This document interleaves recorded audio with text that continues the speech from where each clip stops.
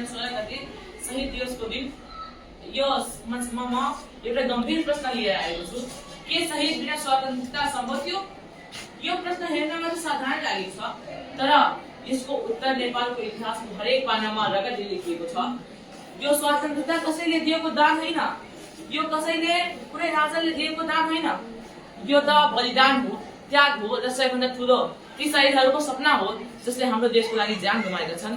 यदि शहीदहरू नभएको भए के आज हामी यहाँ बोल्न पाउँथ्यो? के आज हामी राष्ट्र झण्डा मुनि गर्वका साथ उड्न पाउँथ्यो? यसको उत्तर स्पष्ट छ, कदापि होइन। नेपालको इतिहासले फर्केर हेर्यो भने 2007 सालभन्दा अगाडि जहाँ जनतामाथि निरङ्कुश शासन थियो त्यस समय बोल्न पनि अपराध थियो, सपना देख्न अपराध थियो। तर त्यस अन्धकारलाई चिर्दै 4 वीर सपुतहरू उठे। शहीद दशरथचन्द्र, धर्मभक्त माथिमा गंगालाल श्रेष्ठ र शुक्ला शास्त्री।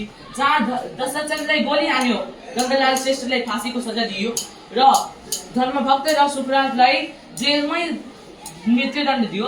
तर उनीहरू इतिहास भने। नेपालको पहिलो शहीद लखन थापा थिए। उहाँहरूको यस्तो योगदानले राणा शासनको जग हल्लियो र प्रजातन्त्रको बिउ रोकियो। यदि उहाँहरू डराएर पछि हटेको भए के 2007 सालको परिवर्तन आउँथ्यो? अवश्य आउँदैन थियो। त्यसपछि पनि बलिदानको यात्रा रोकिएन। 2046 सालको जन आन्दोलन, 2062-63 वर्षको एउटा ऐतिहासिक आन्दोलन र अहिले भर्खरको 2082 सालको जन्ती आन्दोलन जसमा कतिपय युवाहरूले आफ्नो ज्यान गुमाएका छन्। उहाँहरूमध्ये 45 जनालाई मुख्य रूपमा शहीद घोषित गरिएको छ। उहाँले शहीदको रूपमा सम्मान गरिएको छ। यी जुन आन्दोलनहरू छन् ती शहीदहरूको रगतले सिद्धिएका छन्। शहीद ज्ञानेन्द्र श्रेष्ठ, शहीद कमल श्रेष्ठ, शहीद नारायण श्रेष्ठ जस्ता अनगिन्ती ज्ञात अज्ञात शहीदहरूले गणतन्त्र, लोकतन्त्र र हाम्रो देशको जनताहरूको अधिकारका लागि आफ्नो ज्यान सुम्पिएका छन्। र के उनीहरूलाई मृत्यु प्रिय थियो? शहीदहरू किन मरे? उनीहरू मृत्यु प्रिय थिएन। उनीहरूलाई आफ्नो परिवारको माया थियो, आमा बुबाको प्रेम थियो, आफ्नै इच्छा थियो। तर उहाँहरूले सबैभन्दा ठुलो देश देखाए।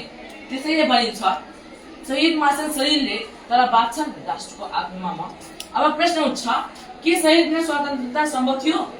यदि शहीदहरू नहुने हो भने न त आन्दोलन हुन्थ्यो, न त परिवर्तन आउँथ्यो, न त आजको स्वतन्त्र नेपाल जन्मिन्थ्यो।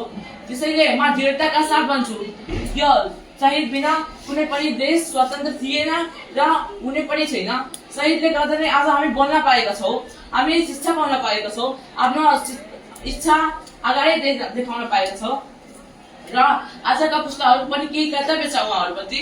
आजका पुस्ताहरूको कर्तव्य चाहिँ के हो? शहीदलाई सम्झनु भनेको फुल माला चढाउनु मात्र होइन।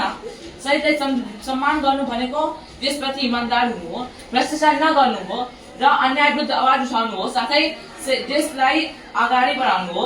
सही बाटोतर्फ अगाडि बढाउँदै जाँदा शहीदहरूको पनि सम्मान हुँदै जान्छ।